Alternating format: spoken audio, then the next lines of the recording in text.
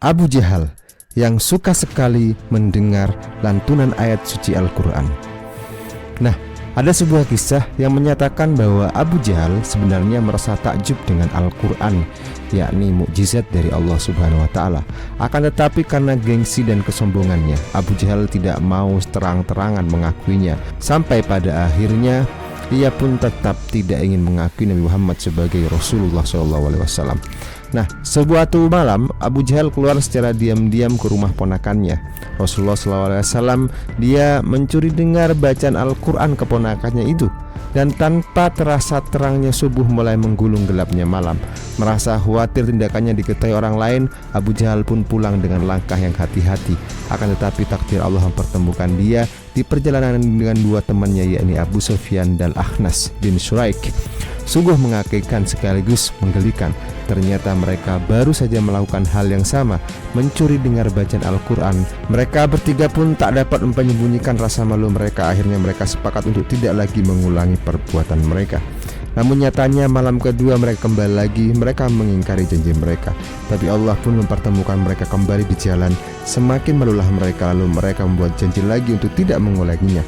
Tapi apa yang terjadi? Di malam ketiga mereka tetap ingkar janji. Mereka datang kembali untuk mencuri dengan bacaan Al-Quran. Mereka pun berpapasan lagi untuk yang ketiga kalinya. Mereka mulai saling menyalahkan satu sama lainnya. Akhirnya berjanji lagi dan masing-masing mereka berjanji akan mengakhiri perbuatan mereka itu. Kejadian itu membuat Akhnas bin Syuraik bertanya-tanya, kenapa sih terjadi seperti ini? Akhnas bin Syuraik tidak bisa menahan dirinya untuk meminta pendapat tentang apa yang dirasakan oleh kedua temannya itu. Ia pun pergi ke rumah Abu Sufyan. Ceritakan padaku, wahai Abu Hamzah, apa yang kamu rasakan saat kamu mendengar dari Muhammad? Tanyanya. Abu Sufyan menjawab, wahai Abu Sa'labah, demi Allah aku telah mendengar sesuatu yang aku tahu maknanya, dan aku mendengar sesuatu yang aku tidak tahu maknanya. Anas menimpal, dan aku demi Allah juga merasakan hal yang sama. Merasa pendapat Akhnas dan Abu Sufyan, Akhnas meneruskan lakannya ke kediaman Abu Jahal. Wahai Abul Hakam, apa yang kamu rasakan saat mendengar dari Muhammad? Tanyanya. Abu Jahal menjawab, apa yang aku dengar. Dengan daya diplomatis dan rasa gengsi yang tinggi ia berkata, kita telah bersaing dengan keturunan Abdul Manaf dalam kemuliaan. Mereka memberi makan orang, kita pun memberi makan orang. Mereka menolong orang, kita juga menolong orang. Mereka memberi, kita juga memberi, sampai kita kalah seperti halnya tadi malam, seolah-olah kita adalah kuda yang terkendalikan. Anas berkata, aku tak perlu basa-basimu. Sekarang jelas telah datang seorang nabi dari bangsa kita yang telah diberikan wahyu kepadanya. Kapan kita menyambut kesempatan emas ini? Dengan sombong Abu Jahal berkata, demi Allah, tidak akan aku mengimaninya atau membenarkannya sebagai Rasulullah utusannya Allah Subhanahu wa Ta'ala. Demikianlah Abu Jahal yang tahu akan kebenaran, akan tetapi kesombongannya membumbung tinggi bagai gunung yang membuat tidak mau mengakui kebenaran Nabi. Tapi ada yang menarik dari kisah di atas. Abu Jahal menikmati syahdunya Al-Quran hingga subuh, mulai dari petang sampai subuh. Lantas kenapa kita baru 5 menit sudah ingin tidur? Kusisakan pertanyaan kecil tersebut sebagai penutup dalam sepotong kisah ini. Jangan lupa klik like, subscribe, dan like untuk share video kita setiap harinya. Ketika dada Nabi Muhammad SAW dibelah oleh malaikat Jibril. Nah, kisah ini dimulai ketika masa kecil Nabi Muhammad SAW saat tinggal bersama ibu sambungnya Halimatus Sa'diyah di kampung Bani Sa'id. Saat itu Nabi Muhammad masih berusia 4 tahun. Malaikat Jibril mendatangi Nabi Muhammad yang sedang bermain bersama teman-temannya. Setelah itu malaikat Jibril membelah dada lalu meletakkan hati Nabi Muhammad SAW di bejana emas. Tak lama hati tersebut dibasuh dengan air Zam-Zam dan kemudian dikembalikan ke dada Nabi Muhammad SAW. Melihat peristiwa itu, tentu saja teman-teman sepermainan Nabi Muhammad pun terkejut. Mereka lari terbirit-birit mengadu kepada Halimatus Sa'diyah. Mereka menyampaikan bahwa kutila Muhammad, yang artinya bahwa Nabi Muhammad dibunuh. Perempuan itu langsung menghampiri dan memeluk erat anak asuhnya yang tampak pucat dan menggigil karena ketakutannya setelah mengalami kejadian yang tak terduga di usia masih 4 tahun. Peristiwa serupa kemudian terulang kembali saat Nabi Muhammad SAW berusia 10 tahun atau mendekati usia taklif atau hampir baligh. Malaikat Jibril kembali membersihkan hati Nabi Muhammad SAW dengan air Zam-Zam supaya tidak tercampur dengan sifat-sifat keburukan manusiawi.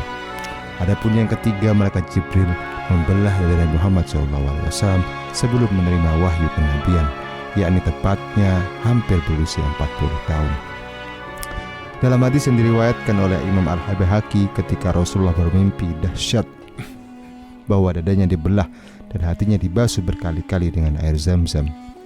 Mimpi itu lalu Nabi Muhammad SAW diceritakan kepada istrinya Sayyidah Khadijah, dan Sayyidah Khadijah mengatakan bahwa peristiwa itu pertanda dari sebuah kebaikan yang akan datang. Sementara itu, peristiwa yang keempat, Nabi Muhammad SAW dibelah dadanya sebelum beliau pergi melaksanakan atau kejadian Isra wal Mi'raj. Sebagaimana diterangkan dalam hadis riwayat Imam Bukhari, Abu Dzar menceritakan bahwa Rasulullah SAW bersabda, "Saat aku di Mekah, atap rumahku terbuka. Tiba-tiba datang malaikat Jibril, lalu ia membelah dadaku, kemudian mencucinya dengan air Zam-Zam. Dibawanya pula bejana terbuat dari emas berisi hikmah dan iman. Lalu dituangkannya ke dalam dadaku dan menutupnya kembali. Lalu dia memegang tanganku dan membawaku menuju langit dunia." Nah, dari kejadian ini kita bisa memahami bahwa Nabi Muhammad SAW bukanlah manusia biasa sebagaimana orang-orang menyampaikan. Nabi Muhammad SAW adalah manusia terbaik, manusia pilihan. Beliau adalah Sayyidul Anam, beliau adalah Sayyidul Anbiya, beliau adalah pimpinannya manusia, beliau adalah pimpinannya dari segala nabi, dan beliau adalah Nabi pamungkas, Nabi Khatimul Anbiya, Nabi terakhir. Nah, tentu dari hal ini kita bisa memahami bahwa Nabi Muhammad dibelah dadanya 4 kali untuk disucikan oleh Allah Subhanahu wa Ta'ala. Semoga kita bisa mengambil hikmah. Terima kasih. Assalamualaikum warahmatullahi wabarakatuh. Pemuda ini nekat meminta izin kepada Nabi Muhammad SAW untuk berzina. Nah, dikisahkan dalam sebuah kitab Ihya Ulumuddin karya Imam Al-Ghazali, ada seorang pemuda yang mengeluhkan nafsu syahwatnya yang begitu menggebu-gebu pada Rasulullah SAW. Ia pun memanggil Rasulullah di hadapan orang banyak di dalam masjid. Ia meminta izin kepada Rasulullah untuk melakukan zina. Ia berkata, "Wahai Rasulullah, izinkanlah aku melakukan zina. Nafsuku terlalu menggebu-gebu ya Rasulullah. Bagaimana aku bisa menahan nafsu ini ya Rasulullah?" Rasulullah tidak meresponnya dengan emosi atas pertanyaan pemuda ini. Beliau sama sekali tidak membentaknya. Beliau hanya memanggilnya untuk mendekat. "Ta'al, kemarilah wahai pemuda." Ucapan beliau ini menunjukkan betapa pentingnya bersikap seolah-olah begitu dekat dengan pemuda itu dan memahami perasaan mereka. Rasulullah kemudian berusaha berdialog dengan cara logika, karena tentu saja pemuda ini tidak bisa diberikan rasa keilmuan yang begitu tancap. Artinya secara tegas tentu pemuda ini tidak akan menerimanya. Tapi Rasulullah mendekatkan diri, menggunakan metode pendekatan diri. Dengan nada yang bijak, Rasulullah bertanya kepada pemuda ini, "Apakah kau rela jika perzinahan itu terjadi pada ibumu?" Tanya beliau kepada pemuda ini. Pemuda tersebut menggelengkan kepala dan tidak rela jika ibunya dizinai oleh orang lain. Kemudian Nabi pun melanjutkan pertanyaan selanjutnya, "Apakah engkau rela jika hal itu terjadi pada putrimu? Apakah engkau rela hal itu terjadi pada bibimu? Apakah engkau rela hal itu terjadi pada bibimu dari saudara ayahmu?" Pemuda tersebut tidak menginginkan hal itu terjadi pada mereka. Kemudian Rasulullah meletakkan tangan beliau di atas dada pemuda tersebut dan mendoakannya. Selanjutnya tidak ada hal lain yang lebih dibenci oleh pemuda tersebut selain perbuatan zina. Hadis ini diriwayatkan oleh Imam Muslim. Nah, dari hal ini kita bisa memahami bahwa ketika seseorang ingin berzina, tentu objeknya adalah perempuan. Nah, Nabi memberi gambaran bahwa perempuan itu juga ibumu. Kalau ibumu berzina, apakah kamu rela? Perempuan itu juga bisa jadi putrimu, bisa jadi ponakanmu, bisa jadi saudaramu. Nah, semua perempuan itu adalah bisa jadi saudara. Maka rasakanlah sebagai saudara kita. Maka kita tidak akan untuk kemauan berzina. Mudah-mudahan kita dijauhkan dari perbuatan zina, fahsya, wal munkar. Amin ya rabbal alamin. Saya kira demikian penjelasan singkat mengenai seorang pemuda yang nafsunya menggebu-gebu untuk melakukan perzinahan. Waliyadzubillah. Umar bin Khattab menolak kenaikan gaji.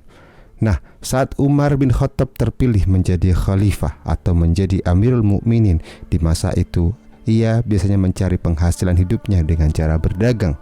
Ketika beliau dinobatkan menjadi Amirul Mukminin, dia diberi gaji dari kas negara yang bila dikalkulasi jumlahnya cukup untuk memenuhi kebutuhan hidup Sayyidina Umar bin Khattab dan keluarganya dengan standar kehidupan yang paling rendah. Nah, selama beberapa waktu sekelompok sahabat-sahabat senior seperti Sayyidina Ali bin Abi Thalib karamallahu wajhah, Sayyidina Utsman bin Affan, sahabat Talhah mendiskusikan lalu memutuskan untuk menaikkan gaji Sayyidina Umar bin Khattab karena dianggapnya gajinya terlalu rendah. Tetapi tidak seorang pun yang mempunyai nyali atau keberanian untuk mengajukan usulan itu kepada Khalifah Sayyidina Umar bin Khattab. Akhirnya mereka pergi menemui Hafsah, putri Khalifah Sayyidina Umar dan janda dari Rasulullah SAW. Mereka meminta Sayyidah Hafsah untuk meminta persetujuan dari Sayyidina Umar atas usulan mereka untuk menaikkan gajinya. Hafsah pergi menemui Sayyidina Umar bin Khattab dan mengajukan proposal untuk menaikkan gaji Sayyidina Umar bin Khattab. Segeralah setelah Umar bin Khattab mendengar usulan tersebut, beliau marah. Beliau naik pitam dan membentak, "Siapakah orang-orang yang telah mengajukan usulan jahat ini?" Tanya Sayyidina Umar bin Khattab kepada putrinya Sayyidah Hafsah. Sayyidah Hafsah pun diam, tidak menjawab hal tersebut. Khalifah Umar bin Khattab berkata lagi, "Seandainya aku mengetahui mereka, niscaya aku akan memukulnya hingga babak belur," ungkap Sayyidina Umar bin Khattab atas kekesalan atas usulan untuk menaikkan gajinya. "Dan engkau putriku, engkau bisa melihat rumahmu sendiri, pakaian-pakaian terbaik yang biasa dipakai oleh Rasulullah SAW, makanan terbaik yang biasa dimakan oleh Rasulullah SAW, dan ranjang terbaik yang biasa beliau gunakan untuk tidur. Apakah milikku lebih buruk dari semua ini?" Maka si putrinya Sayyidah Hafsah menjawab, "Tidak ya ayah, tidak," ungkapnya.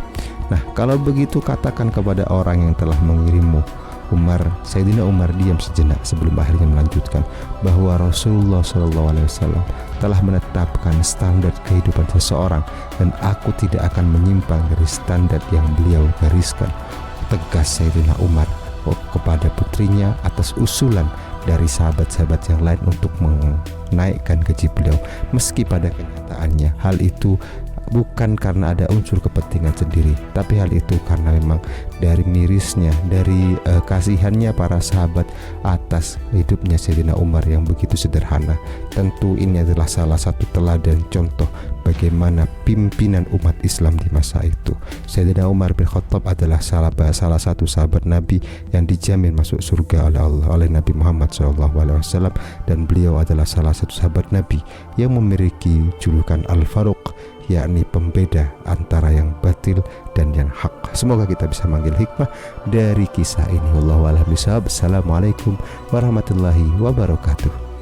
Kisah malaikat yang diturunkan Allah ke bumi, Harut dan Marut. Harut dan Marut adalah dua malaikat yang diturunkan Allah di kerajaan Babilonia yang terletak di antara dua sungai Tigris dan Efrat.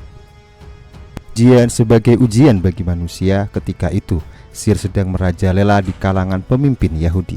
Sayyid Qutb mengatakan bahwa terdapat kisah tentang keduanya yang sudah diketahui, di mana orang-orang Yahudi atau para setan telah menganggap bahwa mereka berdua, yakni Harut dan Marut, mengetahui tentang ilmu sihir dan mengajarkannya kepada manusia, dan kedua malaikat itu menganggap bahwa sihir itu diturunkan kepada mereka berdua.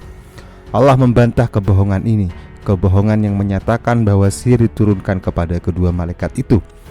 Selanjutnya Allah menjelaskan hal yang sebenarnya, bahwa kedua malaikat itu hanyalah fitnah dan menjadi cobaan bagi manusia untuk sebuah hikmah yang gaib. Nah, kedua malaikat itu mengatakan kepada setiap orang yang mendatangi dan meminta mereka berdua untuk mengajarinya sihir, sedang keduanya tidak mengajarkan sesuatu kepada seorang pun sebelum mengatakan, "Sesungguhnya kami hanya cobaan bagimu, sebab itu janganlah kamu kafir." Maksudnya, Kedua malaikat itu tidak mengajari sihir kepada seorang pun, sehingga keduanya memberi nasihat kepadanya dengan berkata, "Apa yang kami ceritakan kepadamu tentang sihir ini adalah ujian sekaligus cobaan dari Allah Subhanahu wa taala. Oleh karenanya, janganlah engkau menggunakan untuk mencelakakan orang lain. Jangan pula hal ini membuatmu kafir. Siapa yang mempelajarinya untuk mencegah bahaya dan dampak buruknya dari umat manusia, maka dia selamat. Dan sebaliknya, siapa yang mempelajarinya untuk mencelakai manusia, maka dia telah binasa dan dalam keadaan tersesat." Sekali lagi kita dapati dalam Al-Quran yang mencatatkan bahwa mempelajari dan menggunakan ilmu sihir adalah suatu kekufuran. Hal itu disebutkan melalui lisan dua malaikat tadi, yakni malaikat Harut dan malaikat Marut. Kemudian ada sebagian manusia memaksa untuk belajar sihir dari kedua malaikat ini, walaupun telah diingatkan dan diberitahu sebelumnya. Maka saat itu terjadilah fitnah, dan sebagian orang-orang yang terkena fitnah sebagaimana tercantum dalam ayat yang disebutkan dalam Al-Quran.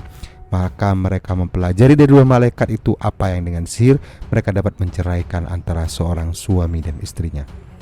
Nah, tentang pengajaran sihir yang diberikan malaikat Harut dan Marut ini telah diriwayatkan oleh Sayyidina Ali karramallahu wajhah, yang mengatakan bahwa kedua malaikat itu mengajarkan kepada manusia tentang peringatan terhadap sihir, bukan mengajarkan untuk mengajak mereka melakukan sihir. Al-Zajjaj mengatakan bahwa perkataan itu adalah juga pendapat kebanyakan ahli bahasa. Artinya bahwa pengajaran kedua malaikat itu kepada manusia adalah berupa larangan. Kedua malaikat itu mengatakan pada mereka, "Janganlah kalian melakukan sihir, dan jangan kalian berdaya dengan sehingga kalian memisahkan seseorang suami dan istrinya." Dan apa yang diturunkan kepada mereka berdua adalah berupa larangan yang harus kita jauhi, sebagaimana kita lakukan di kebanyakan orang. Jika mereka ditolak cintanya, maka dukun bertindak, artinya mereka melakukan sesuatu yang dilarang oleh Allah. Semoga kita dijauhkan dari sihir. Dan jangan lupa untuk klik like, subscribe, dan share video ini untuk update video setiap harinya. Kisah sahabat Nabi yang ditolong langsung oleh malaikatnya Allah Subhanahu wa taala. Ada salah seorang sahabat Nabi dari kalangan Ansor yang diberi kunyah atau julukan Abu Milak. Ia dikenal sebagai orang yang rajin beribadah dan warok, sekaligus sebagai pedagang yang berniaga dengan harta pribadinya maupun dengan harta orang lain di berbagai tempat. Suatu kali ia bertemu dengan seorang perampok bersenjata di tengah perjalanan. "Letakkan barang-barang kamu bawa, sungguh aku akan membunuhmu," ungkap sang perampok. "Mengapa engkau menginginkan darahku? Urusan hanyalah hartaku," jawab si Abu Milak. "Aku menginginkan harta dan darahmu," teriak si perampok tadi. "Jika engkau tetap ingin membunuhku, maka izinkanlah aku sholat 4 rakaat terlebih dahulu," kata Abu Milak kepada si perampok tadi. "Sholatlah," si Abu Milak, "sesuai dengan keinginanmu," ungkap si perampok. Abu Milak pun berwudu dan sholat 4 rakaat pada waktu itu.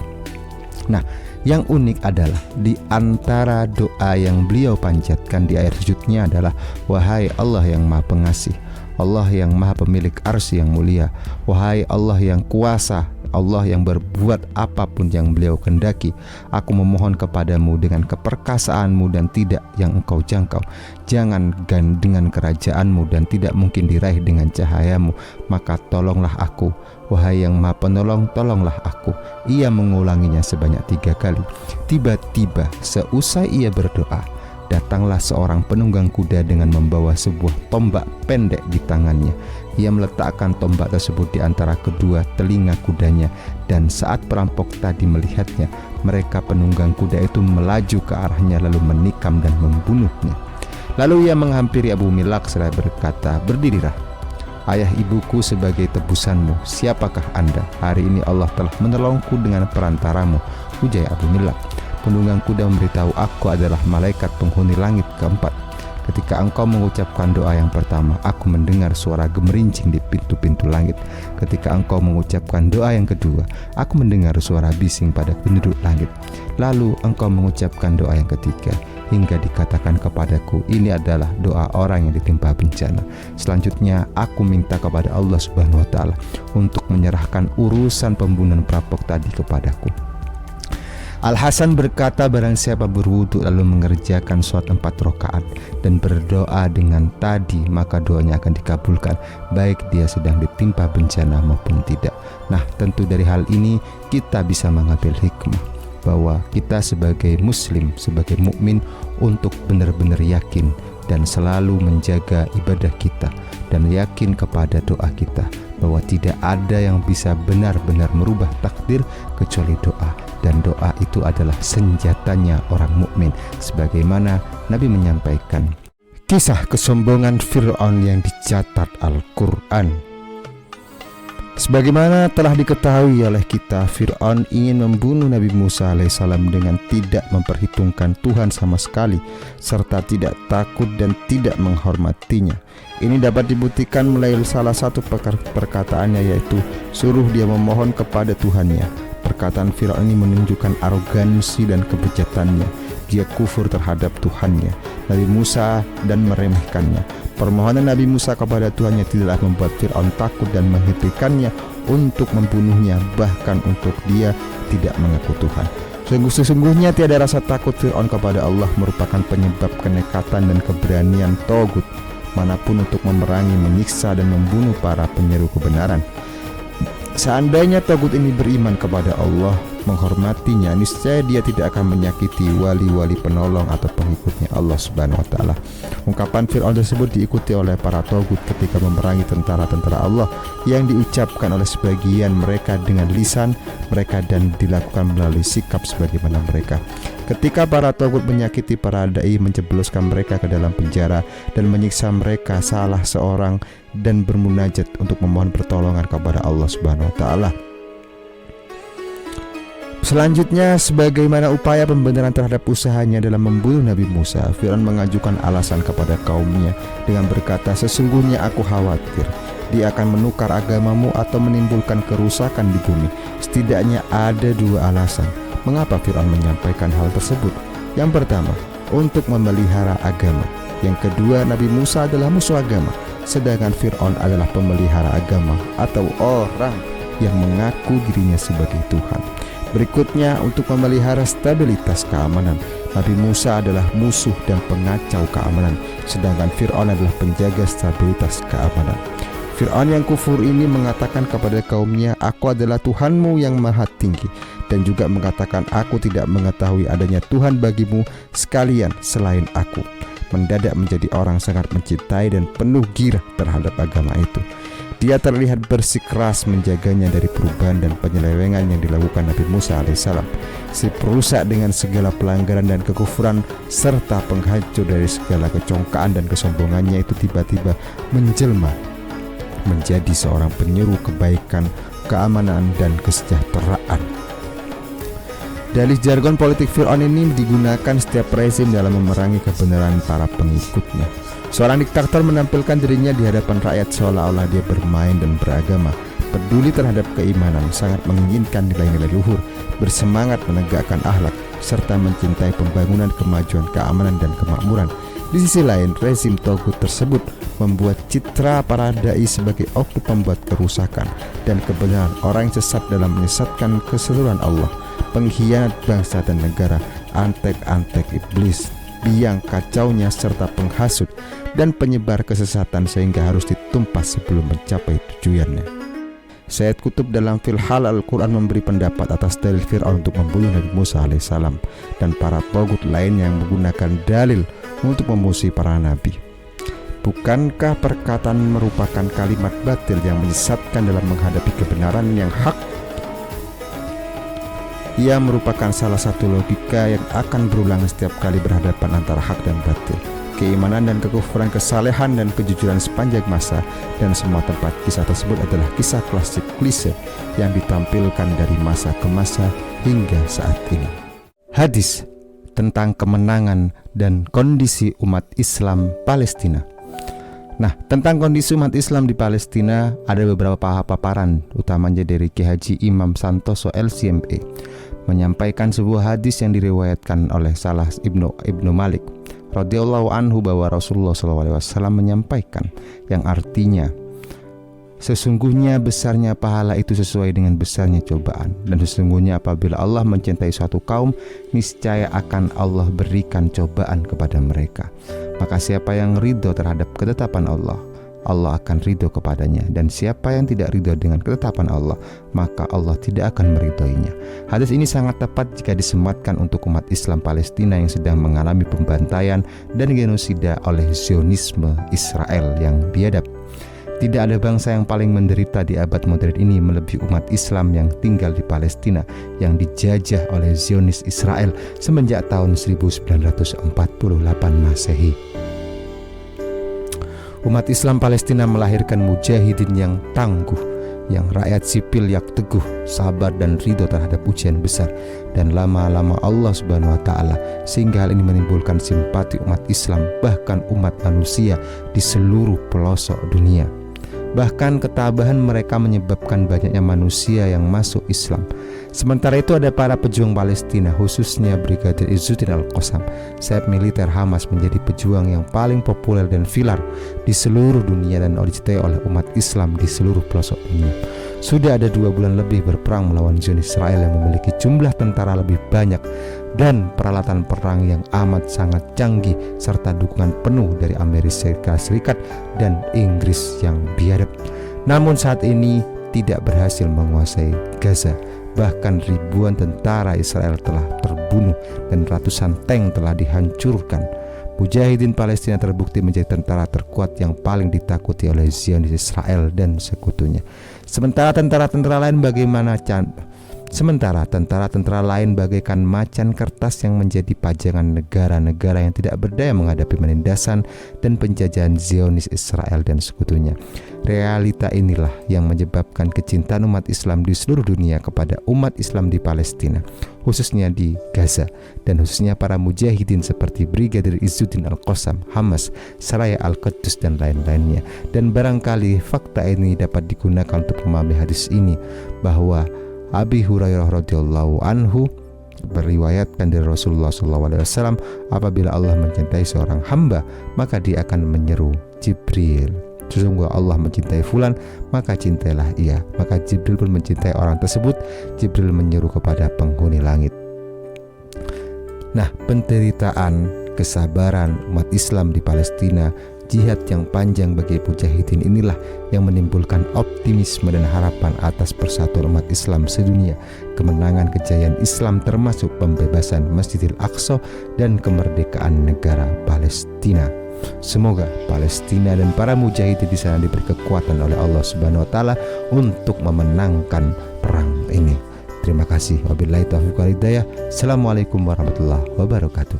3 macam hisab pada hari kiamat. Hari kiamat adalah hari akhir di mana semua yang ada di muka bumi ini akan berakhir. Nah, di hari kiamat itu ada beberapa langkah, ada beberapa step dalam metode hisabnya di hari kiamat. Nah, hisab yang pertama pada hari kiamat adalah siksaan dan kenikmatan kubur, telah ditetapkan dengan nas Al-Quran dan hadis dan ijma ulama. Pada dasarnya siksa dan nikmat kubur itu terjadi pada roh. Terkadang roh itu menempel di tubuh sehingga siksaan atau kenikmatan itu mengenai tubuh tersebut. Sementara hisab atau perhitungan di dalam kubur tidak ada hisabnya. Akan tetapi ada siksaan dari sebagian perbuatan yang dikerjakan atau kenikmatan dalam kubur bagi pelaku sebuah kebaikan.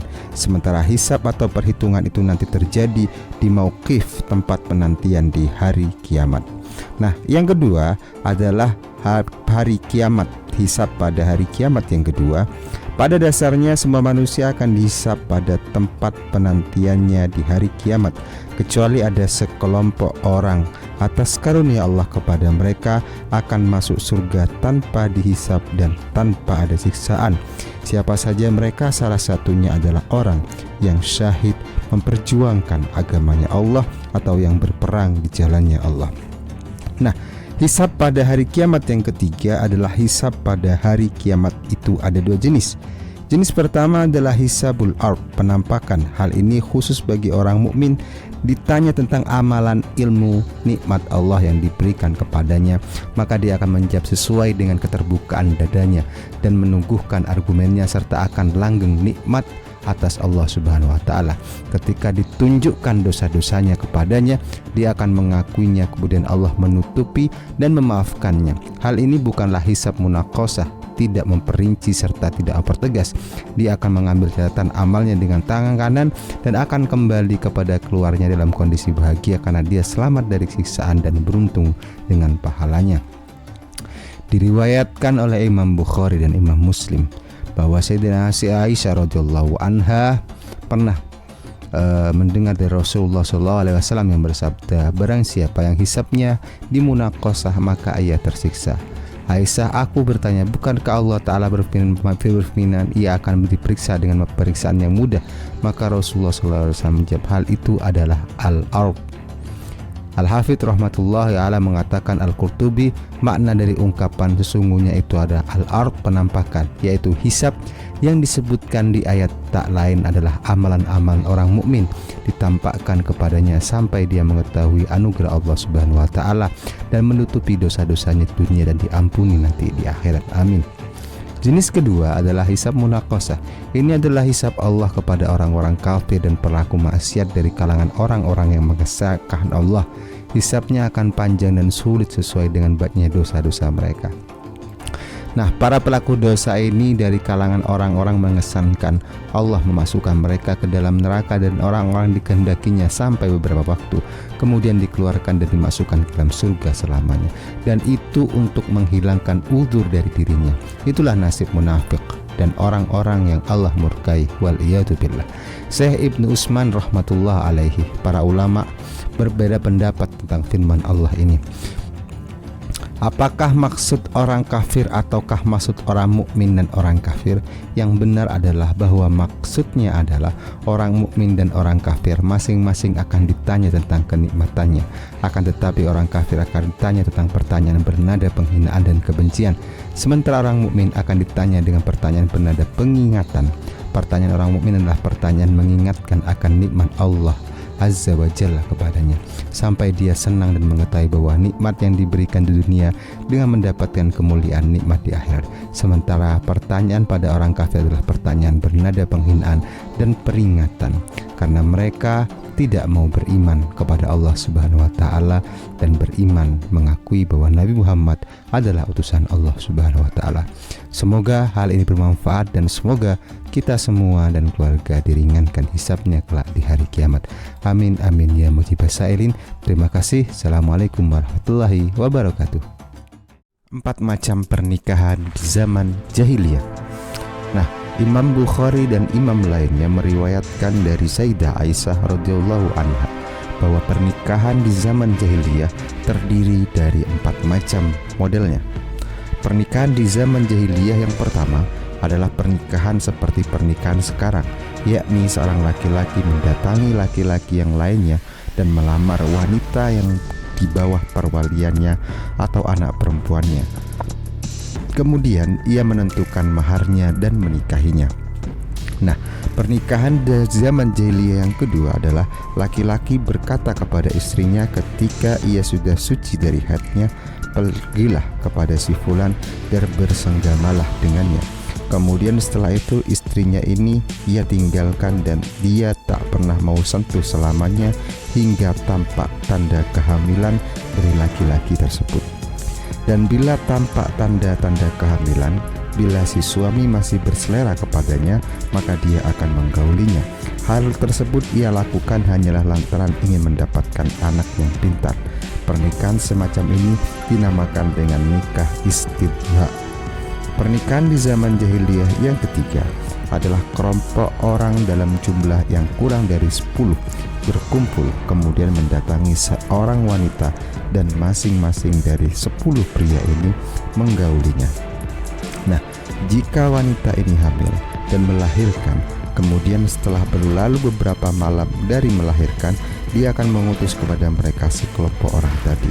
Maka ketika itu tak seorang pun dari mereka yang dapat mengelak hingga semuanya berkumpul kembali dengannya.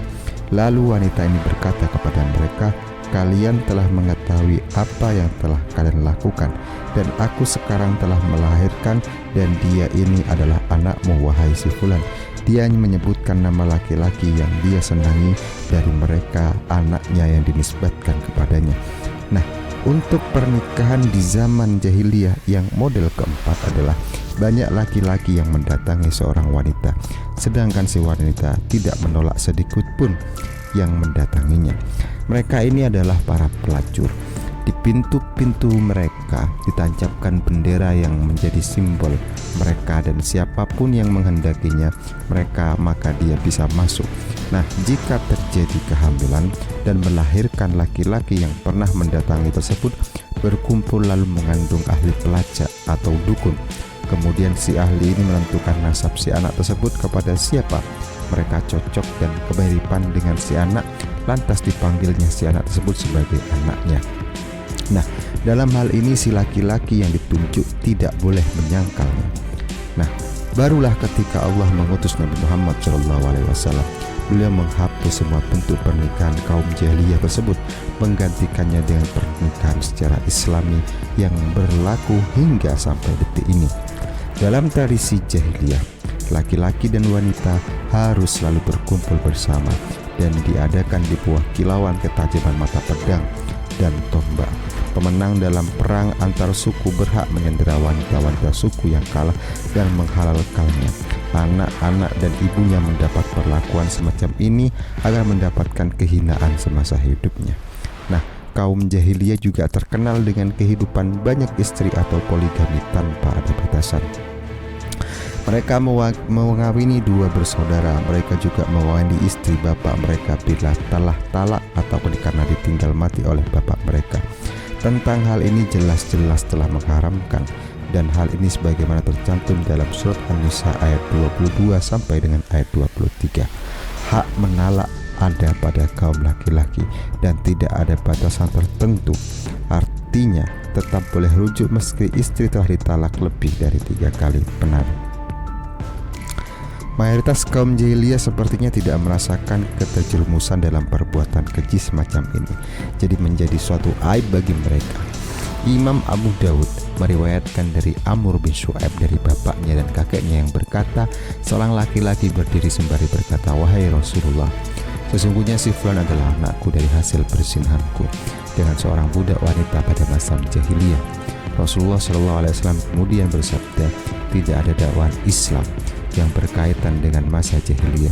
Urusan yang terkait dengan masa jahiliyah telah lenyap. Seorang anak adalah hasil ranjang yang disebutkan kepada orang yang diberinya, sedang kehinaan adalah hanya bagi para pezina.